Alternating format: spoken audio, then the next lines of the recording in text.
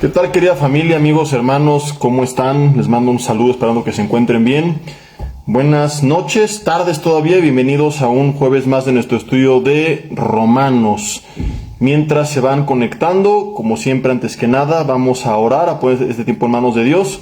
Si tú ya estás en casa con la Biblia en la mano, puedes ir dejando un separador en Romanos capítulo 13, que es la porción donde nos quedamos y donde hemos estado meditando en las últimas semanas. Es un subtema del tema principal que comienza en el capítulo 12, que son los diversos deberes cristianos, y el capítulo 13 pues comienza a hablar, o más bien continúa hablando de estos deberes, pero ahora en relación con la autoridad. Vamos a orar. Dios, te damos gracias en esta noche porque estamos con bien, porque tú nos das vida. Ponemos en tus manos este tiempo, pedimos tu dirección, pedimos que tú quites todo tipo de estorbo, de distracción del medio. Padre, que nada se interponga entre tu palabra y nosotros, sino que es únicamente tu presencia, Espíritu Santo de Dios, hablando a nuestras vidas. Danos entendimiento y te pedimos que esta palabra pueda no solamente enseñarnos información a la mente, sino que pueda traer también principios a nuestra vida. Pedimos que así sea hecho, en el nombre de Jesús, amén. Y bueno, pues como les decía, vamos a ver la tercera parte del tema que hemos estado viendo las últimas semanas. Hemos titulado estos mensajes el papel del ciudadano cristiano. Casualmente, lo digo entre comillas, ¿verdad? Coincide con que vienen tiempos de elecciones, están los partidos, al menos en nuestro país, en México, en campaña electoral. Vienen en junio ya las elecciones para presidente, en este caso será por primera vez en la historia para presidenta. Y nos ha tocado estudiar Romanos capítulo 13, ¿verdad? Que te recomiendo leer en casa. Ya no lo voy a volver a leer. No voy a recapitular tanto de lo que vimos los últimos dos mensajes. Si tú no los viste, los puedes buscar aquí mismo en la página de Facebook de un servidor. Acabando esta enseñanza, te vas para abajo en la página principal y los vas a encontrar rápidamente. Pero básicamente el capítulo 13 de Romanos pues nos llama a respetar a la autoridad o a respetar a la ley, a los magistrados. Nos dice que son puestos por Dios. Vimos en el primer mensaje que a veces inclusive, ¿verdad?, pues son puestos como un juicio sobre las naciones. De ahí que bien dicen muchos, el pueblo tiene el gobierno que merece. Vimos lo relacionado a un tema polémico, y es si un cristiano puede o no demandar. Explicamos que cuando es un pleito entre dos cristianos, en teoría con un intermediario espiritual deberían de ponerse de acuerdo. Cuando una parte no hace lo que le toca, entonces no está actuando como un cristiano y por supuesto que se le puede demandar. Romanos 13, para evitar que nos chantajeen y manipulen, le advierte a la gente: quieres no temer la autoridad, haz el bien y tendrás alabanza de ella. Y bueno, la semana pasada estuvimos viendo que un cambio de gobierno puede traer algunas mejoras, pueden empeorar otras cosas, pero un cambio radical, una transformación como la que podríamos tener en México, no va a venir cuando cambie un partido, cuando cambie un político, porque el problema no es de los colores del partido, el problema es un problema moral, es un problema de pecado. Vimos que la Biblia dice desde el Antiguo Testamento que desde el más chico hasta el más grande, todos son corruptos, todos siguen la avaricia, en todos hay engaño. Entonces es una utopía creer que si alguien viene de una condición social más baja, entonces porque es del pueblo y porque es humilde, él sí va a ser honesto y con los demás. No, ha habido infinidad de gobernantes que vienen de clases sociales bajas, que vienen de haber padecido muchos años, y cuando llegan al poder se corrompen. Por ahí también hay un dicho, ¿verdad?, que le das pones una persona en un ladrillo y ya se marea. Entonces el ser humano no sabe lidiar con el poder. El poder no es el problema es que el poder sin Dios corrompe a las personas. Entonces no importa, vimos, ¿verdad?, si viene de una clase humilde, si es empresario, si viene de clase política, de donde quiera que venga, una vez que tenga el poder es muy difícil que se mantenga firme, de modo que podremos ver pequeños avances o pequeños o muy grandes retrocesos, pero no una transformación radical. Todo esto no suena muy alentador. Les decía la semana pasada, no es que ande de Grinch, de amargado, ni nada por el estilo, sino al contrario, ¿verdad? Esto nos debe evitar amargarnos, porque hay mucha gente que lleva décadas esperando que ahora sí, porque va a venir tal gobierno, porque viene tal presidente, las cosas van a cambiar, y hemos tenido a todos los partidos, a todos los colores. Y vuelvo a repetir, quizá en tu experiencia dices, no, sí mejoró esto, sí mejoró aquello, pero realmente México sigue sin explotar el gran potencial que tenemos nosotros como país porque mientras no sea Cristo quien gobierne en el corazón de la persona que está en la presidencia o en cada gobernatura, en cada alcaldía, en cada municipio, pues no van a regir con temor de Dios y no vamos a tener resultados grandes, ¿no? Poníamos el ejemplo de Estados Unidos, como fue un país fundado con leyes basadas en la Biblia y cómo eso los llevó a ser un país potencia mundial por décadas, un país muy próspero, como aún a pesar de que se han empezado a corromper, mantienen algunos de los vestigios, de las bases de lo que algún día fueron. Uno de los partidos todavía mantiene muchas convicciones cristianas, ¿verdad? Entonces es un claro ejemplo de que no son palabrerías, de que no es fanatismo, de que realmente cuando Dios gobierna hay prosperidad. Cuando Dios gobierna en la dirección, Él da sabiduría, Él con su palabra nos lleva a que las cosas no sean más o menos regulares, sino como le dijo a Josué, y esta es la promesa para nosotros: vas a ser prosperado en todas las cosas que emprendas, donde quiera que vayas, no tengas miedo, yo voy a estar contigo y todo te va a salir bien. Y concluimos la semana pasada que en eso tenemos que descansar, ¿verdad? Que gobierne quien gobierne, Cristo seguirá siendo Rey de Reyes y Señor de Señores. Entonces, si nosotros entendemos esto, ¿verdad? Oramos por nuestros gobernantes como lo tenemos que hacer, los respetamos como lo tenemos que hacer, pero ya no hacemos corajes, no nos amargamos, no perdemos la paz, no tenemos miedo, porque sabemos que aunque el gobierno no provea, Jehová Jireh, el Señor proveerá.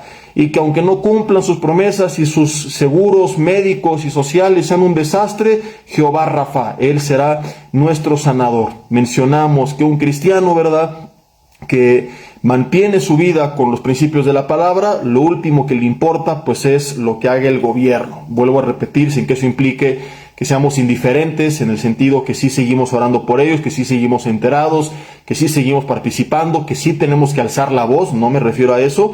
Cuando digo que lo último que le importa es lo que haga, es en un sentido personal. O sea, no es correcto que un cristiano esté preocupado, con ansiedad, y qué va a pasar. Yo me acuerdo hace 6 años, muchos que estaban ansiosos porque qué tal que López Obrador convierta a México en Venezuela, y a fin de cuentas no lo hizo, ¿verdad? No se quedó otra vez. Muchas cosas que se decían, gracias a Dios, no fueron realidad, fueron simplemente mentiras de campaña, pero veo mucha gente realmente afligida, ¿verdad? Entonces yo imagino a Dios allá arriba en el cielo y me pregunto, ¿estaría preocupado? Ay, ya vieron lo que va a pasar en México, ¿y qué voy a hacer con mis hijos? No, mis hermanos, tenemos que descansar, y eso me refiero cuando digo que no nos tiene que importar lo que hagan, porque servimos a aquel que sostuvo a 2 millones de personas en el desierto. El Imperio Romano persiguió al cristianismo a muerte por su predicación, y Dios no estuvo estresado ni afligido. Dios mantuvo a su pueblo, y el cristianismo pues termina conquistando Roma, no al revés. Entonces Él es el mismo ayer, hoy y siempre, y nosotros tenemos que estar en paz. Preocupémonos cuando nuestras vidas están más puestas, o nuestra esperanza está más puesta en las palabras de los políticos que en la palabra de Dios, porque entonces sí, tu esperanza de salud es que hay un buen seguro social, en vez de guiar tu vida conforme a los principios de la palabra. Entonces tienes a muchos cristianos, ¿verdad?, que no cuidan su cuerpo como el templo del espíritu, con obesidad, con hipertensión, con diabetes, echándole la culpa al gobierno, pensando que un gobierno va a cambiar las cosas. Mi hermano, si tú cuidas tu cuerpo como el templo del espíritu que es y como te lo exige la palabra, lo último que te va a interesar es cómo te atiende el gobierno, porque no vas a necesitar sus servicios hasta que ya tengas muchos años de edad avanzada, ¿verdad? O en algún caso extraordinario, pero en el día a día no vas a necesitar. Si tú guías tus finanzas conforme a los mandatos de la palabra de Dios, Dios va a prosperarte, Dios te va a dar sabiduría, el poder de hacer las riquezas, y tampoco entonces te va a importar si el gobierno te regaló o no te regaló, porque tú tienes la provisión de Dios. Entonces todo esto nos lleva a la conclusión de que lo que realmente necesitamos para experimentar un cambio es cambiar primeramente nosotros. Cuando nosotros cambiemos, cuando nosotros pongamos atención a las promesas de Dios, en vez de esperanzarnos con las promesas de campaña de los políticos, es que nuestras vidas serán diferentes, y si cambiamos nosotros, cambiará un poco también nuestro país.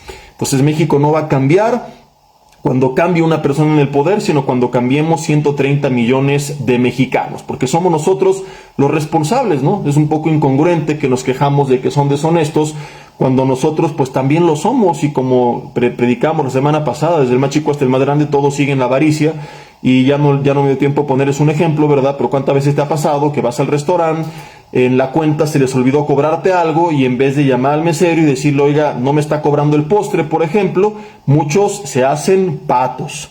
Aclaro, porque sé que en algunos países hispanos pato es un insulto, no sé ni qué significa, pero un día predicando en una congregación hispana en Estados Unidos me dijeron, Jesse, no digas esto porque no sé dónde, no sé qué significa, y tuve que aclarar, en México significa que alguien, no sé, hay otro dicho que dice, hace como que la Virgen le habla, o se hizo menso, se hizo loco, no sé si con eso alcanzan a entender los que nos siguen de fuera, ¿verdad?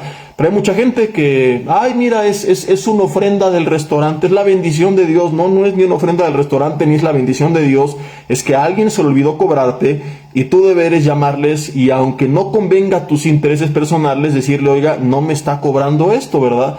Pero que hacen muchos son ventajosos. Y comenzamos desde niños en la escuela, ay, la pluma del compañero que perdió, la goma, el lápiz, tenemos que enseñar a nuestros hijos que todo eso se devuelve, porque si no tienes tú la convicción para ser honesto, con 20, 100 o 200 pesos, no sé cuánto cueste el postre del lugar al que sueles ir, ¿verdad? Si no somos honestos con un lápiz, pues imagínate si tuvieras la oportunidad de robarte 20, no pesos, sino 20 millones de pesos. Si no fuiste capaz de mantener tus convicciones en lo poco, no me mientas y no me quieras engañar vendiéndome que sí lo serías con lo mucho. La realidad es que una persona así, si llegara al poder, también se corrompería. Entonces somos nosotros los responsables, nos quejamos de la delincuencia en el gobierno, pero ¿quiénes son los que educan a sus hijos como delincuentes? ¿Quiénes son las madres que encubren a sus hijos como delincuentes? Y no te estoy hablando fuera de la iglesia, dentro de la iglesia yo he tenido y apenas lo predicaba en una enseñanza a padres de familia, casos de consejería, de madres que sus hijos saben que están delinquiendo, que yo los digo, córrelo de la casa, mételo a la cárcel, que hay Dios lo quebrante, que toque su corazón, que toque fondo, que se dé cuenta que no puede seguir así. Ay no, pobrecito de mi chiquitín. Y hasta que no, llegó un caso, hasta que no le sacó la navaja y amenazó a acuchillar a su propia madre, no tomaron cartas en el asunto. Entonces somos nosotros, ¿verdad?, quienes los educamos como delincuentes, quienes les enseñamos a mentir, te marcan por teléfono y eres tú quien le dice que le diga que no estoy, y él te obedece, dice mi mamá que no está, ¿verdad?, dice mi papá que no está. Y de grande, pues bueno, cuando ellos ya son delincuentes profesionales, nos quejamos de la delincuencia que nosotros hemos provocado. Padres de familia que los crían irresponsablemente, que no les enseñan, en esta casa o trabajas o estudias, no voy a sostener un baquetón, porque si tú le provees, papá, mamá, techo, vestido, alimento, luz, agua, teléfono, comida, etcétera, etcétera, ¿verdad? Pues ¿cuándo va a enfrentar la realidad de la vida? ¿Cuándo se va a ser responsable? Y es por eso, no por mala onda, que llegué a dar consejos tan radicales como estos, porque solamente tocando fondo como el hijo pródigo van a reconocer que necesitan volver a casa. Mientras tengan todo cómodo, seguirán siendo unos baquetones profesionales, en el mejor de los casos. En el peor, empezarán a convertirse en potenciales o reales delincuentes. Entonces somos nosotros quienes con nuestra ausencia, porque hay estadísticas también que cuando papá no está presente en casa aumentan las probabilidades de que el hijo sea delincuente, somos nosotros quienes con nuestro ejemplo, somos nosotros quienes con nuestra falta de disciplina incentivamos la futura delincuencia y luego cuando somos víctimas pues nos quejamos de lo que nosotros hemos provocado, ¿verdad? Así puedes seguir todo el día con ejemplos y viendo que los problemas más graves del país no nacen en el Senado de la República, no nacen iba a decir en Los Pinos, pero ya no es en Los Pinos, ¿verdad?, en el Palacio de Gobierno, nacen en el hogar de cada mexicano. Porque ¿qué son los gobernantes? Simplemente eso, ¿verdad? Representantes del pueblo mexicano, salieron de ahí y representan sus valores, sus creencias. Entonces queremos un cambio radical, tiene que haber un cambio de mente. Esto es lo que la Biblia llama arrepentimiento. Aclaro con todo esto que no estoy justificando a nuestros malos gobernantes, ellos tienen que hacer su chamba, Dios les va a demandar por no hacerlo, los va a juzgar por no hacerlo, pero el punto es que nosotros necesitaríamos menos de ellos si nosotros hiciéramos nuestra chamba, si nosotros hacemos lo que nos corresponde, ¿verdad? Vemos en la Biblia a un José que llega al gobierno y que trae un cambio, pero ¿por qué? Porque era un hombre con convicciones, y convicciones que mantuvo desde abajo, convicciones que mantuvo desde que él era el menor de sus hermanos, y aún así no tuvo temor en actuar honestamente, en reportar a su padre la mala fama de ellos. Nunca dijo, ay no, qué tal que me hacen, que me dicen. Hay mucho cristiano cobarde que es cómplice de corrupción, que es cómplice de robos y que no están teniendo el valor de levantar la voz porque qué tal que me corren del trabajo, qué tal que no me dan el ascenso, ¿verdad? Entonces somos cómplices de toda esta porquería que criticamos cada año, cada día, cada que hay votaciones. Nosotros muchas veces somos partícipes de más de lo mismo, y José es un claro ejemplo, ¿verdad? Él mantiene sus convicciones en lo poco y Dios lo prospera en lo mucho. Y cuando llega a casa de Potifar y cuando llega a casa de Faraón, la Biblia dice que Dios estaba con él y todo lo que José hacía, Jehová lo bendecía, y que Jehová bendecía todo lo que José hacía. Hasta que no se levanten hombres y mujeres con estas convicciones, no veremos una diferencia radical. Podría seguir dando ejemplos, pero segunda de Crónicas 7:14 claramente dice, si se humillare mi pueblo sobre el cual mi nombre es invocado, y oraren y buscaren mi rostro, y se volvieren de sus malos caminos, entonces yo los oiré desde los cielos, perdonaré sus pecados y sanaré su tierra. Conclusión, no hay sanidad de la tierra si no hay quebrantamiento, si no hay arrepentimiento, si no hay avivamiento. Mientras la iglesia siga siendo apática, mientras la iglesia no le interese buscar a Dios, no le interese discipularse, no le interese leer la Biblia, no le interese orar, no le interese ir a las tardes de oración, algunos ya ni les interesa congregarse, únicamente se conforman con recibir por Facebook. No estoy criticando, me morderá la lengua, ¿verdad? Qué bueno que te disipules por internet, pero esto no puede ser el todo. Si tú no vas a una iglesia, tienes que integrarte a una congregación local, donde quiera que tú vivas, buscar, orar, pedir la dirección de Dios. Mientras no hay un despertar en el cuerpo de Cristo, no veremos un despertar, una transformación en nuestra nación. Donde quiera que estés, abre tu Biblia en segunda de Tesalonicenses, capítulo 3, versículo 10. Mientras yo pido en casa que me apoyen con el ruido.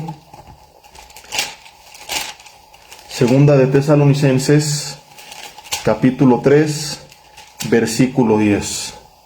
Por cierto, ya no les dije que hoy comenzamos un poco antes, siempre es a las 8 y seguirá siendo a las 8, pero hoy a las 8 tengo que ir a orar por 11 hermanos consagrados, hombres de Dios, que van a tener una lucha contra 11 endemoniados, y voy a ayudarles en oración a reprenderlos.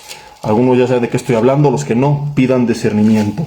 Segunda de Tesalonicenses, vamos a ver otra verdad, aunada a la que ya vimos la semana pasada y que terminamos de desarrollar en estos primeros minutos. Y dice el capítulo 3, versículo 10, porque también cuando estábamos con ustedes, les ordenábamos esto: si alguno no quiere trabajar, ¿qué dice la Biblia? Que tampoco coma. Suena muy radical, pero es el remedio de Dios para el holgazán. ¿No quieres trabajar? No hay comida, confirmando el consejo que di hace unos segundos. Porque oímos, dice Pablo, que hay algunos entre ustedes que andan desordenadamente. Fíjate, no trabajaban en nada, sino que andaban de chismosos, entrometiéndose en lo ajeno. A los tales exhortamos y mandamos por nuestro Señor Jesucristo que trabajando sosegadamente coman su propio pan. Por la semana pasada te daba algunos ejemplos, ¿verdad?, de cómo cuando el gobierno regala dinero, y no lo decía criticando al actual gobierno, porque de hecho el ejemplo que puse fue del PRI en su momento con el programa Oportunidades, de un caso que conocí muy cercano de dos familias que, como recibían el apoyo de Oportunidades, pues no trabajaban literalmente ni los dos padres ni las dos madres. ¿Por qué? Porque cada uno tenía un hijo por casa que iba a la escuela, y por ese hijo les daban 4,000 pesos aproximadamente, y con eso sobrevivían, ¿verdad? Vivían una vida muy de muchas carencias. Les ofrecieron muchas veces empleo a los varones, a las mujeres, y no quisieron porque el gobierno les regalaba. O sea, ¿qué voy con todo esto, verdad? En las próximas elecciones vota libremente, como tanto lo propagan por ahí, pero que en tu voto jamás influya, y no solamente en tu voto, en las decisiones que tú tomes, en el trabajo, en tu vida personal, que nunca influya la ayuda que te están prometiendo. Hay cristianos que se venden por un salario. Hay cristianos que de una u otra forma no se dan cuenta que están cayendo en este error. Quiero ponerte 3 ejemplos, ¿verdad? Algunos que votan, hablando del tema principal, por quien les ofreció, aunque sepan que promueve un montón de cosas que van en contra de la Biblia. Te vendiste. A lo mejor tú dices, ese no es mi caso, ¿verdad? Ahora, ¿qué hacer si te ofrecen algo? Recibe la ayuda, pero no votes de acuerdo a lo que te ofrecieron. O sea, te lo regalaron, está bien, ¿verdad? qué bueno, pero que eso no influya en tu voto. Pero ¿qué hacen muchos en el trabajo, verdad? Pues se corrompen, se hacen de la vista gorda, como te decía, o pues me voy al table con el jefe porque si no pues se puede enojar conmigo, me voy de borracho con los compañeros para que no me tachen de religioso y si no, no voy a prosperar tanto. Y hay otros casos, a lo mejor tú dices, bueno, tampoco es mi caso, pero este es muy común y aquí el saco sí le va a quedar a muchos, de personas, lo hemos visto, ¿verdad? Que en el orden que Dios nos manda tener un tiempo siempre para buscarle a Él, un tiempo para dedicar a nuestra familia y un tiempo para el cuidado de nuestra salud.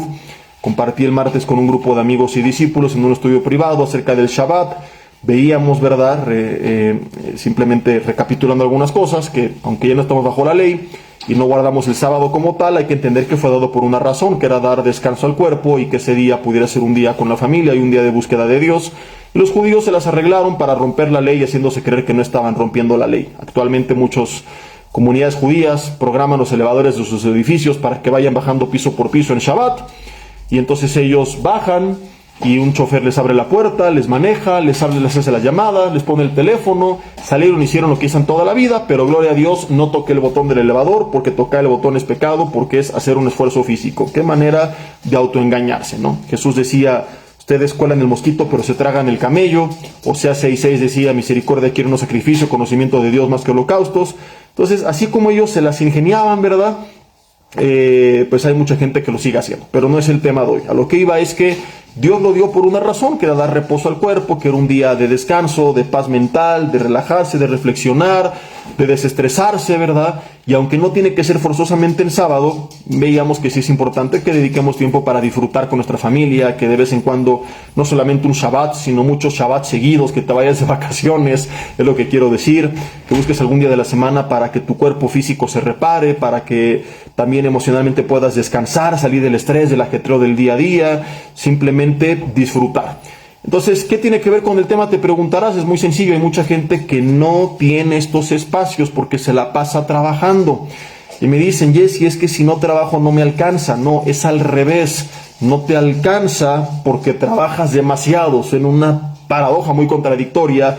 Pero hay un principio en el reino de los cielos y es que si yo busco primero su reino y su justicia, ¿y qué es buscar su reino? No es pararme el domingo en la iglesia y religiosamente decir, sí, que venga tu reino, recibo tu reino, amén, aleluya, aleluya, gloria a Dios, lo creo, lo recibo. No, es buscar su gobierno, su forma de hacer las cosas. ¿Qué es un gobierno?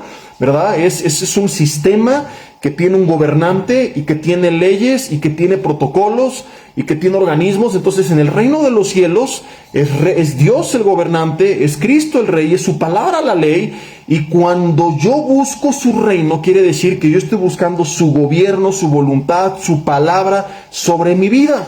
Entonces, si yo vivo saturado de tanto trabajo, que no tengo tiempo para estas cosas que en la Biblia son prioridad, no estoy buscando su reino, estoy estableciendo el mío. Mi reinado, con mis leyes, con mi palabra, con mis formas. Resultado, no se cumple la promesa de Mateo 6:33, que dice, y todas estas cosas, hablando de techo, vestido y alimento, les van a ser añadidas. ¿Por qué muchos cristianos trabajan y trabajan y trabajan y trabajan y no ven la mano de Dios? Porque están, sin darse cuenta, violando implícitamente principios de la palabra de Dios. No están buscando el reino de Dios. Entonces, a esto iba cuando te decía, no es que trabajas porque no te alcanza, ¿qué es lo que te dice que me dicen muchos? Es que si no me alcanza. No, es al revés, ¿verdad? Cuando tú no estás reconociendo a Dios, cuando tú no estás haciendo las cosas a la manera de Dios, no vas a tener la bendición de Dios. Entonces Dios dice, ok, no estás confiando en que honrándome y actuando conforme a mi voluntad, yo voy a proveer, yo te voy a dar la sabiduría, el poder de hacer las riquezas, yo voy a hacer que rinda, yo te voy a dar dirección. Pues está bien, hazlo a tu manera, ¿verdad? Porque esto, queramos o no, es una falta de fe. Es una manera de no estar confiando en Dios, de decirle, Señor, es que si no lo hago, pues no me va a alcanzar. Como si Dios dijera, híjole, sí es cierto, pues tendrás que descuidar tu cuerpo y enfermarte, abandonar tu relación conmigo, ni modo, lo que te quería hablar, ya no te lo voy a poder hablar, ya no podrás servirme, ya no podrás conocerme. Qué tantas ganas que tenía de pasar tiempo contigo, pero no, sí te entiendo, hijo, estás muy ocupado, ¿verdad? A tu familia sí, abandónala, seguramente ellos van a entender, y si no, yo haré que entiendan. No, no y no. O sea, por donde le quieras ver, estoy siendo obviamente sarcástico para reflejarte lo absurda que suena la idea cuando alguien dice, es que si no, no me alcanza. Es que entonces no estás creyendo que Dios es tan poderoso. Y es que entonces no estás creyendo que su nombre es Jehová Jireh. Es entonces que no estás confiando en Él. Ahora, fuera algo extraordinario, temporal, ¿verdad? Ok, te la compro, pero no puede ser la voluntad de Dios que tú permanentemente vivas de esta manera. No puede ser la voluntad de Dios que tú permanentemente vivas sin tener tiempo para Dios, para ti y para tu familia. Si no pones un alto, aunque te cueste el trabajo, pasarás toda tu vida, y escúchame, jamás verás la mano de Dios y la bendición de Dios. No es tampoco la voluntad de Dios, tiene que ver, es prima hermana, ¿verdad? Este ejemplo, que tú vivas en otro país y que tu familia viva en otro país. Hablando de tu familia nuclear, bueno, no nuclear, sino bien hablando de tu familia, de tu esposa, tu esposo y tus hijos. Entonces pasa mucho que hay hermanos que se van a Gringolandia, ok, en lo que te estableces, en lo que preparas como los dos espías el terreno, ¿verdad? La avanzada. Pero ya que pasen los años y que cada quien siga separado, no es la voluntad de Dios. No es esto correcto y tienes que poner esto en orden, ¿verdad? Entonces, ¿sabes qué? O me regreso, aunque tengamos una vida más modesta, pero estamos juntos porque luego los hijos se te pierden, el matrimonio se rompe, ¿y de qué te sirvió todo el dinero? Te fuiste por tu familia y pues bueno, terminó rompiéndose la familia, ¿verdad? Entonces, o regresas tú o te los llevas a ellos, pero no puedes seguir viviendo de esta manera. Entonces, todo esto iba, ¿verdad?, a que muchas veces nosotros nos vendemos de una u otra manera. ¿Y cómo me atrevo a reclamar al gobierno cuando también se vende cuando estoy haciendo exactamente lo mismo? O sea, si nos damos cuenta, de diferente forma, pero estamos siguiendo el mismo principio. Y mis hermanos, tenemos que recordar, ¿verdad?, quiénes somos nosotros, hijos de Dios, confiar en Él, descansar en Él, hacer su voluntad, y entonces todas las demás cosas vendrán por añadidura. Regresando al tema central, que es cuando alguien, ¿verdad?, vende su voto porque lo compraron, pues te estás viendo a ti mismo como un inútil, como un mendigo, y no lo eres. Tu Padre es el creador del universo, es el que sostuvo a 2 millones de personas, más de 2 millones de personas durante 40 años en el desierto, ¿verdad? Entonces tienes que creer que Él te va a respaldar, que Él te va a dar los talentos, la fuerza, el potencial, la capacidad. Pero si únicamente tu mente está enfocada en lo que te van a dar, o en que si mi compadre llega a ser diputado, si mi primo llega a ser gobernador, entonces sí la voy a hacer, pues no la vas a hacer. Y lo que estás haciendo es bloquear tu cerebro porque te estás enfocando en eso y estás estorbándote a ti mismo de ver más allá, de ver todo lo que Dios tiene para ti. Hay mucha gente que cuando tiene todo fácil, pues no desarrolla el máximo de su potencial. Te quiero poner 2 o 3 ejemplos. Cuando vino la pandemia, paradójicamente, mucha gente que perdió sus negocios y empleos prosperó económicamente como nunca antes en su vida. Te preguntarás, ¿y cómo es esto posible? Bueno, porque la pérdida del empleo de su negocio los obligó a buscar a Dios en oración, a pedir dirección, y en esa dirección Dios les dio sabiduría, nuevas ideas, formas de negocio, etcétera, etcétera, etcétera, que prosperó más que lo que tenían, ¿no? Mientras que otros se bloquearon totalmente y se enojaron con Dios. Te encuentras, por ejemplo, José, ¿no? Cuando se entera de que vienen 7 años de escasez, busca la dirección de Dios, Dios le dice lo que tenía que hacer, y qué paradoja que en los 7 años de escasez Egipto multiplicó sus riquezas, porque ya había juntado durante los 7 de abundancia, y los 7 de escasez tenía no solo para ellos, sino para vender a los demás, y de acuerdo a la ley de la oferta y de la demanda, pues como no había, ellos tenían todo el poder y ellos ponían los precios, así que seguramente se multiplicaron sus riquezas y por eso el imperio egipcio creció en ese tiempo, ¿no? Vemos aquí otra vez un hombre de Dios que busca a Dios en un tiempo de adversidad y que Dios le da esta dirección. Pero ¿qué pasa cuando yo tengo todo seguro? Pues entonces no busco a Dios con esa intensidad, con esa rendición, a veces es necesario con esa desesperación, y no tengo por ende esa dirección y sabiduría que Él me podía dar, ideas, proyectos, negocios, etcétera. No los estoy viviendo porque no estoy teniendo esa dirección, porque no estoy teniendo esa comunión. Yo siempre he dicho que el peligro más grande que ha enfrentado la iglesia en todos los tiempos nunca ha sido la adversidad, al contrario, han sido los tiempos de estabilidad. Porque la adversidad, lee el libro de los jueces, ve la historia de la iglesia primitiva, los llevaba a buscar desesperadamente a Dios porque era su primera y última salida, no era plan B, C o D, era el único plan, ¿verdad? Y en esa búsqueda Dios los dirigía, los respaldaba, los bendecía. Pero cuando venían tiempos de estabilidad, se apartaban de Dios, bajaban la guardia y entonces venía la caída, entonces venía el cautiverio, entonces venía la apatía. Es cuando tú tienes todo cómodo y confías o te confías en que pues porque eres compadre de no sé quién, amigo de no sé quién, y que ahora sí va a llegar el partido que esté a cambiar las cosas, te estás saboteando a ti mismo, porque estás descansando en lo que el hombre puede hacer en vez de todo lo que Dios puede hacer. Por eso desde el Antiguo Testamento Dios advertía en Isaías: hay de aquellos que descienden a Egipto a buscar ayuda, que ponen su confianza en carros y caballos y no en Jehová. Nosotros tenemos que regresar a las promesas, no de los políticos, sino de la palabra, y confiar en que Jesús dijo: si buscas primeramente mi reino y justicia, todo lo demás te va a ser añadido. David dijo: joven fui envejecido, y jamás he visto justo desamparado, ni su descendencia que mendigue el pan. Principio número 3, o verdad número 3, nunca tenemos que votar, que hoy en México esto está imposible. Yo por eso voy a anular mi voto. Ninguno de los gobernantes merece mi voto, ¿verdad? No quiero el día de mañana que hagan desastres, golpearme en la cabeza y decir: híjole, yo fui partícipe de esto, ¿verdad? Hay quien me han dicho: no, este es menos peor, para mí todos son una vergüenza y tengo que votar simplemente para que no hagan fraude con mi voto, pero realmente es para llorar el poco nivel que tenemos en nuestro país. Pero esto a lo mejor te sirve el día de mañana, pues cuando algún partido así lo sea, ¿verdad?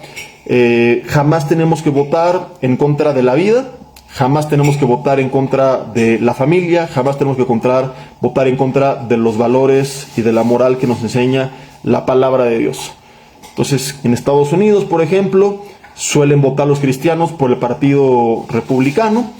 Y como te decía hace unos minutos, algunos venden su voto, y en las elecciones pasadas muchos cristianos votaron por los demócratas porque les prometían, porque aparentemente prometían cosas para las minorías. Entonces cristianos de minorías dijeron: no, ellos me conviene más porque me van a ayudar, y se terminaron saboteando a sí mismos, ¿verdad?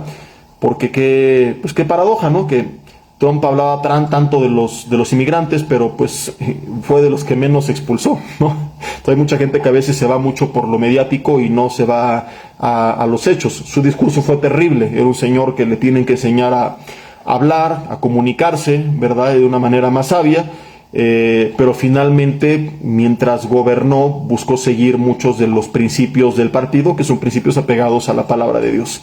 Y ahora están todos con los pelos de punta, de cabeza, ¿verdad? Pues porque este señor ha afectado a todo, ¿no? La economía y ha afectado todas las áreas de gobierno, y creo que va muy mal el Partido Demócrata rumbo a las siguientes elecciones. Y muchos cristianos pues se arrepintieron, porque votando no por los intereses del reino, sino por sus intereses, ¿verdad? Por sus intereses personales, por lo que creo que a mí más me conviene, pues terminaron, como dice el dicho, quedándose como el perro de las dos tortas, ¿no? Ni hubo un gobierno que representara los intereses de la palabra de Dios, ni tampoco un gobierno que representara sus propios intereses. Y es un claro ejemplo de cómo muchas veces cristianos, sabiendo que un partido va en contra de la Biblia, no les interesa, ¿no? Entonces yo he sabido de cristianos que se afilian y que saben que el partido va a favor del aborto y a favor del movimiento LGBT, y va en contra de la vida y en contra de la familia, y no les interesa porque les dieron un hueso. Entonces, si tú llegas a gobernar, a tener una posición de autoridad, Dios no está en contra de eso, salvo si eres ministro. Si eres ministro, no hay privilegio más grande que servir a Dios, y tú no puedes cambiar un puesto de embajador en nombre de Cristo por un miserable puesto de una representación gubernamental aquí en la tierra, ¿verdad? Pero hay cristianos que Dios ha usado poderosamente en el gobierno. Yo conozco algunos que han sido de bendición desde su trinchera, ¿verdad? Entonces, si estás en un partido inmoral, ok, se puede. José estuvo en un gobierno inmoral en Egipto, en Daniel también, en Babilonia, totalmente corruptos y perversos, pero siempre, paréntesis, ¿verdad?, ellos guardaron sus convicciones y le dijeron: aviéntame al horno de fuego, los amigos de Daniel, aviéntame al foso de los leones, pero yo no voy a corromper mis convicciones. Entonces estás en un partido corrupto, trans, etcétera. No es tan mal eso, aunque no soy ortodoxo. Qué bueno que estés ahí para hacer luz. Si de repente te corrompes, pues ya mejor tienes que salirte de ahí. Entonces, si no, ¿para qué estás ahí perdiendo el tiempo, verdad? Pero si Dios levanta a hombres y mujeres que gobiernen y que representen sus valores, gloria a Dios. Y los que no tengamos, pues nosotros esa oportunidad, ¿verdad? Los que desde fuera nos toca solamente votar, siempre buscar, votar, apoyar a quienes se acerquen más a un estilo de gobierno cristocéntrico.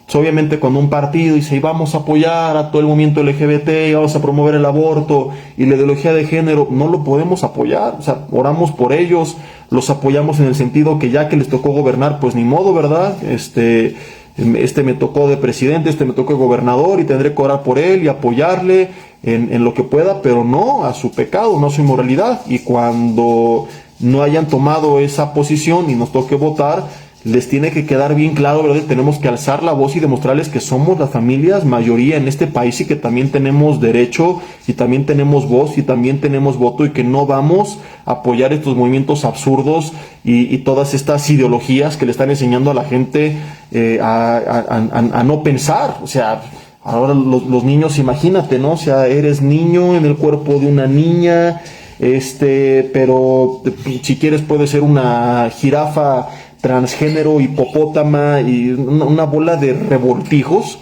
Y dirás, Jesse, ¿qué cosas absurdas estás diciendo? No, la realidad supera la ficción. ¿Se acuerdan de la pandemia cuál fue el modelo de Calvin Klein? Que era una morenita pasada de peso, pero ¿cómo era? Fíjense, era un hombre que se volvió transgénero, se operó completamente de mujer, pero como mujer le gustaban, es que hasta había un meme por ahí que decían, este es el verdadero viejo lesbiano, ¿sí? Como mujer le gustaban las mujeres, ¿no? Entonces por eso decía el meme que era es que a veces cuando la gente está peleándose en redes, dicen ya, viejo lesbiano, y es un insulto. No estoy diciendo que lo hagas, simplemente que de ahí salió este meme, ¿no? De que el viejo lesbiano sí existe, ¿no? Porque aparentemente es una contradicción, o sea, si es hombre no puede ser lesbiano. Pero este cuate era un hombre que se hizo mujer, pero como mujer se declara lesbiana. O sea, en su verdadera naturaleza seguía siendo un hombre que le gustaban las mujeres, pero con cuerpo de mujer. Entonces es una cosa ridícula, ¿no? Y en vez de, pues, de que los gobiernos, digo, si alguien lo quiere ser, o sea, tampoco estoy diciendo que les corten la cabeza, y las terapias de conversión que se prohibieron en el país muchas veces incluían tortura, y estoy a favor de que no se torture a nadie, porque ni el mismo Dios nos obliga a nada. Hay ministros que de repente se espantaron, no vamos a poderles predicar, no, nunca nos prohibieron predicar, o sea, que lo que nos prohibieron es torturar y manipular, querer convencer a la fuerza. Pues no convencemos a nadie a la fuerza, ¿no? Como iglesia simplemente, si alguien dice, oye, me siento confundido en mi identidad y no me siento bien con esto y quisiera que me ayudaras a orientarme conforme a mi identidad por naturaleza, estamos para servirles, pero eso de que los andemos queriendo convencer y torcer la mano, no, predicamos la palabra, pero cada quien es libre de decidir lo que quiera. Jesús volteó con sus discípulos y les dijo, cuando algunos la abandonaron, volteó con el resto y no los amenazó. Les dijo, si ustedes también quieren irse, lléguenles, ¿verdad? O sea, el Señor nunca nos obliga a nadie. A los discípulos les dijo, vayan y prediquen, y donde no les reciban, sacúdanse los pies y váyanse a otra ciudad. Entonces, no estoy hablando de irnos a ese extremo, ¿verdad? Pero tampoco al extremo de apoyarlos y de aplaudirles, y que nuestros derechos y los nuestros, ¿qué? O sea, salen encuerados por las calles y nuestros hijos, ¿qué? ¿Verdad? Entonces ya es meterlo muy a la fuerza, o sea, ya se ve ridículo, se ve absurdo. Hay películas, sobre todo las de Netflix, que dices así, igual como la chava esta del meme que pone cara de, ay, o sea, no puede ser. Hay películas así que dices, o sea, mira, ni me tropieza, ni me espanta, pero no va, o sea, qué manera de echarlo a perder. Es como que está fuera del lugar, ¿no? Como que estás en unos tacos de canasta y alguien llega con su langosta, o en un lugar de langosta y alguien saca el taco de canasta. O sea, cada cosa en su lugar, ¿no? Si quieren hacer películas para esa comunidad, que hagan películas enteras donde salga puro gay en la película y que las vean ellos. Pero dices, ¿por qué estás viendo algo normal y tienen que meter algo tan forzado, verdad? Entonces, así que dices, ¿qué manera de querer echarlo a perder? En los libros de texto, o sea, hemos tenido testimonios ahora con el colegio, que saben que iniciamos desde el ciclo escolar anterior, ¿no? De papás que llevan a sus hijos a preescolar, y que en preescolar les decían, oye, elige si quieres batita rosa o batita azul, si quieres ser niño o si quieres ser niña, vamos a jugar a que eras niña, vamos a jugar a que eres niño.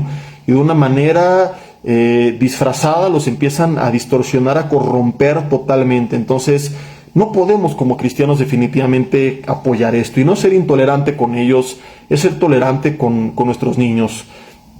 Yo compartí el año pasado un mensaje donde explicamos detalladamente cuál es nuestro papel como iglesia, y se llamó El papel de la iglesia o la iglesia y el movimiento LGBT. Ahí lo puedes buscar en redes sociales, ¿verdad?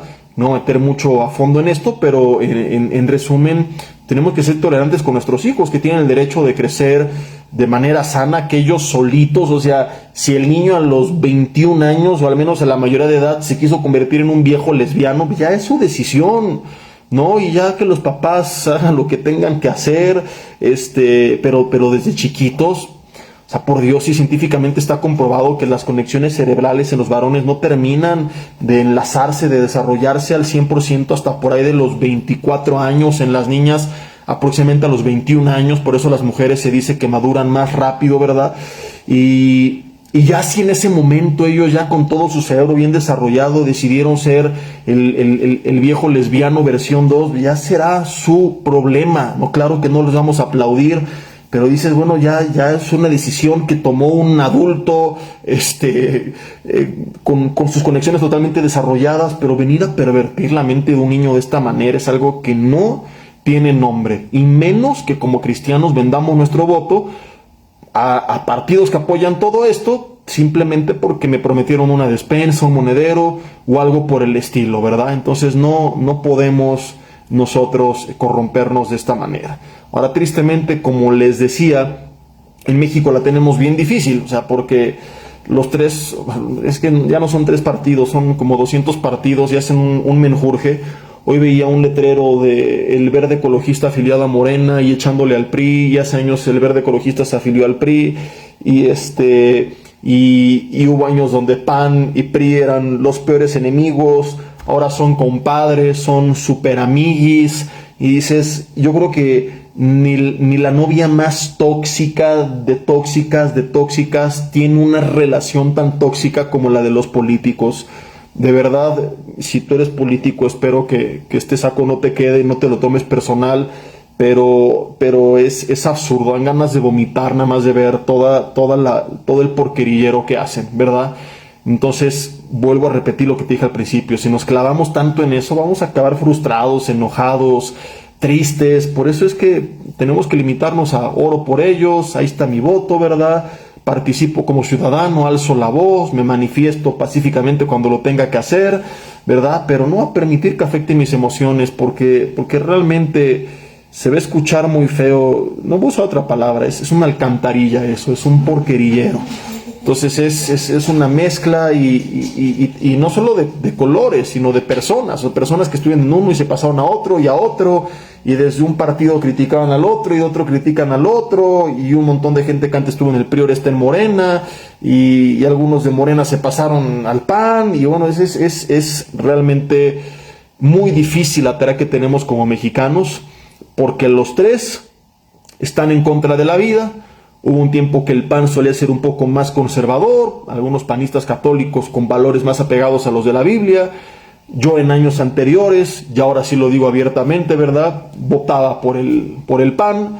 No es que fuera lo mejor, se me hacía lo menos peor, pero ahora mezclados con el PRI y con el PT, ya te decía, no existe el centro, derecha, izquierda, o sea, estos ya son toda la cancha de fútbol, centro, derecha, izquierda, media cancha, esquina, bandas, hay de todo en todos. Entonces, todos están a favor del aborto, todos están a favor de la ideología de género, todos están en contra de la vida, todos están en contra de la familia, todos están a favor del movimiento LGBT, y como te decía la semana pasada, depende con quién estén, según el saco la pedrada. Están con cristianos, van a decir que son cristianos, no les creas. Te puse un ejemplo muy triste de un gobernador, no era un presidente municipal que está haciendo campaña para gobernador o pre-campaña, ¿verdad? Y cómo se echó a la bolsa un montón de pastores sin discernimiento con un discurso que después terminó comprobando que era pura mentira, pura politiquería nada más para agradarles. Escuché ese mensaje de las 8 días porque estuvo bien fuerte y muy bueno, ¿no?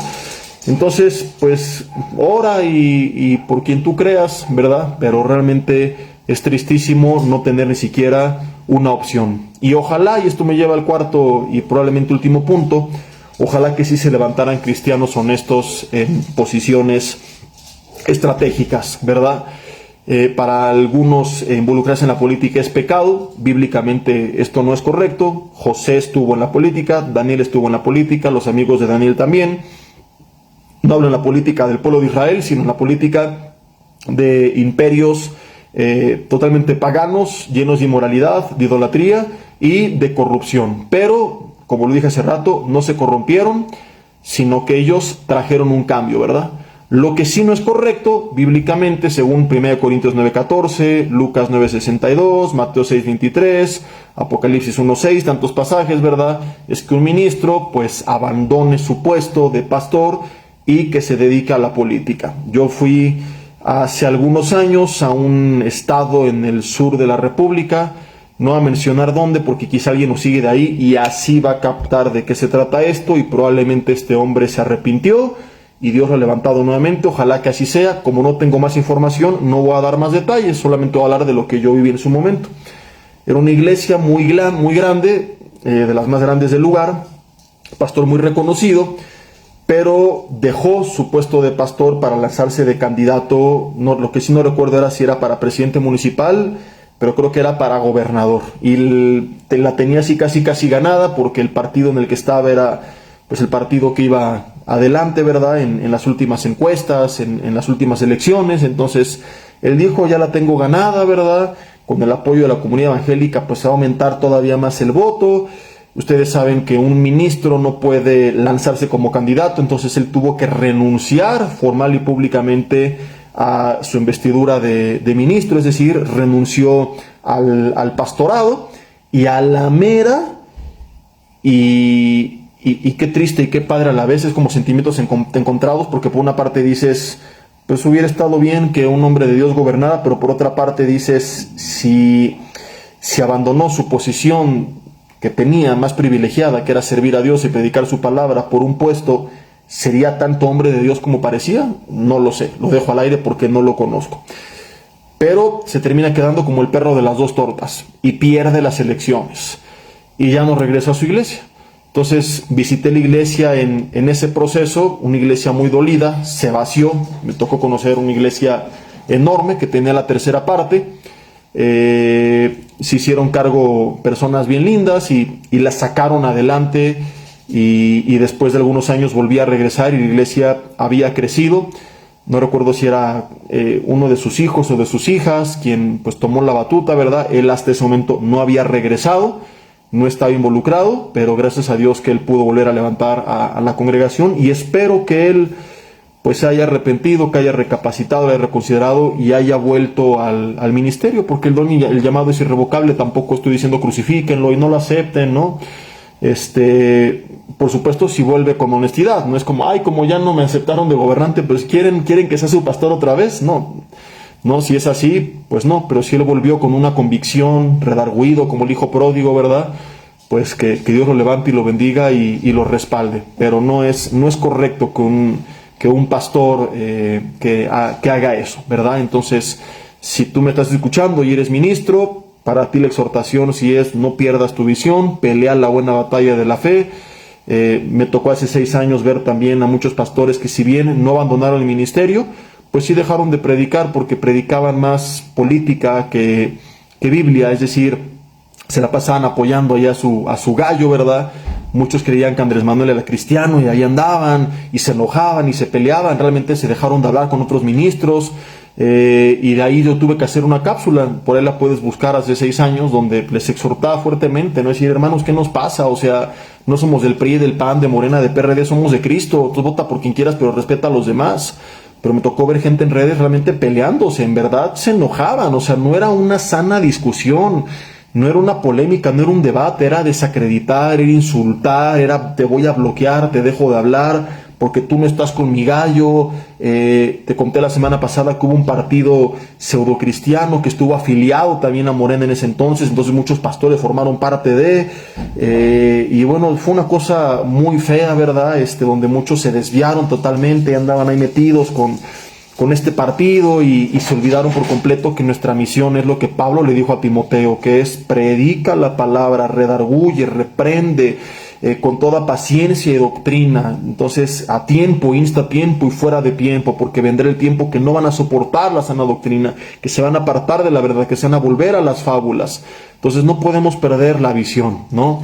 Si vas a hablar algo, tiene que ser algo basado en la Biblia, donde como el día de hoy pues, estés enseñando cuál es tu papel de los demás como cristianos, pero ya meterme en campaña y vota por este y no votes por aquel, etcétera, etcétera.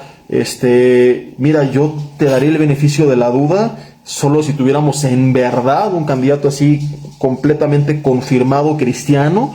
Y ahí sí creo que yo me aventaría, no la de meterme a su campaña, como ya lo mencioné, pero sí la de abiertamente decir, vamos a orar por él y vamos a apoyarle, ¿verdad? Porque representa los valores de lo que nosotros creemos. Pero qué triste, pues que no era el caso, o sea que eran políticos más del montón y que muchos empezaron a tener más celo de su político que el mismo celo que tienen de Cristo. Y bueno, quiero terminar con esto ya para no alargarnos una semana más y la siguiente semana pasar a otro tema. 1 Timoteo 2 nos manda a orar por las autoridades, Romanos 3 a respetarlas, así que en las próximas elecciones, ¿verdad? Pues gane quien gane, te guste o no te guste, será nuestra próxima presidenta.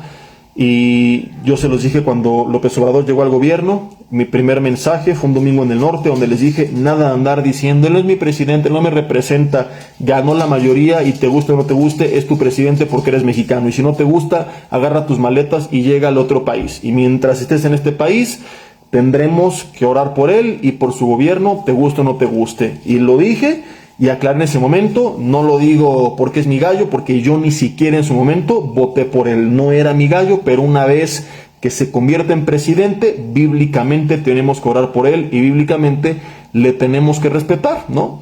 Entonces podremos nosotros expresarnos y podemos nosotros debatir, cuestionar, quejarnos, hay formas legales de manifestarnos, ¿verdad? Pero a fin de cuentas, pues tendremos que unirnos, no permitir que esto nos divida como pueblo de Dios, y por si el país está totalmente polarizado. Ahora imagínate si como iglesia también lo hacemos, ¿verdad? Se vale el bullying santo, el cotorreo. Yo tengo grupos de amigos con los que bromeamos y si uno es de un partido, echamos carrilla, pero todo es en un aspecto de broma, ¿no? De relajo sano. Saben los que somos mexicanos que es parte mucho de nuestra cultura, ¿verdad?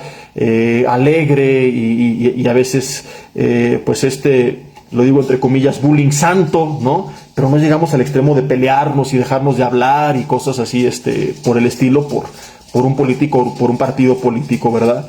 Entonces, mis hermanos, tenemos que juntarnos y estar unidos como iglesia y orar por quien llegue a gobernar y que la historia nos recuerde algún día, pues que a lo mejor tuvo a la peor generación de políticos, o que toda la vida fueron políticos corruptos, pero que no esté nuestra esperanza en que si viene la mejor generación de políticos, sino que nos recuerde porque tuvimos la mejor generación de cristianos. Entonces hay que exigirles, pero no poner nuestra confianza en ellos, porque ya quedó claro que México no va a ser cambiado desde arriba, sino desde abajo, ¿verdad? Hay que recordar lo que dijo Pablo a los Corintios, no soy de Pablo, ni de Apolos, ni de Cefas, tampoco de Sheinbaum, ni de Xochitl, ni de Maines. Somos de Jesucristo, fuimos comprados por su sangre, le pertenecemos a Él y estemos en paz con eso.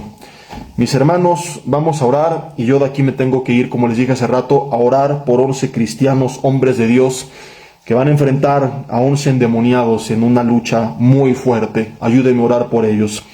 Y el próximo jueves regresamos a nuestro horario habitual, los jueves a las 8 de la noche, salvo que les avise lo contrario.